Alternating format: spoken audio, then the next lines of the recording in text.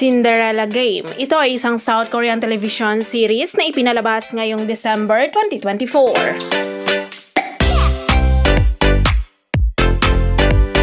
Cinderella Game ay isang romance melodrama tungkol sa isang babae na pinalaki ng kanyang kaaway. Mula siya sa isang ampunan at biglang naging tagapagmana ng isang pamilya. Isang araw ay nalaman niya na ang lahat ay binalak ng kanyang kaaway at napagtanto niya ang kahulugan ng paghihiganti. Si actress Han Gro ay gumanap bilang Go Hana at Lee Hana. Nagtatrabaho siya bilang isang international tour guide. Siya ay isang passionate virgin head of the family na puno ng mga responsibilidad.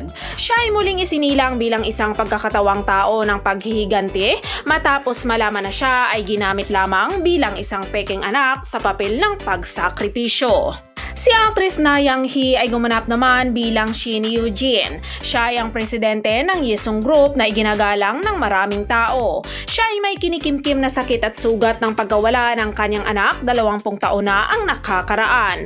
At nagpa siya na gamitin si Hana na isang mababang antas na empleyado ng Yesung Tour. Si actor Choi Sang ay gumanap naman bilang Wang Jinggo. Siya ay ang presidente ng Yesung Tour na isang subsidiary ng Yesung Group na itinataas ang kumpanya sa second place sa industriya. Sa kabila ng kanyang murang edad, siya ay pinagkakatiwalaan ng maraming tao. Samantala, si actor Kwon Do-young ay gumanap naman bilang Go Ji-sok. Siya ang general manager ng Yesung Group na puno ng paghihiganti. Siya ang nakababatang kapatid ni Hana.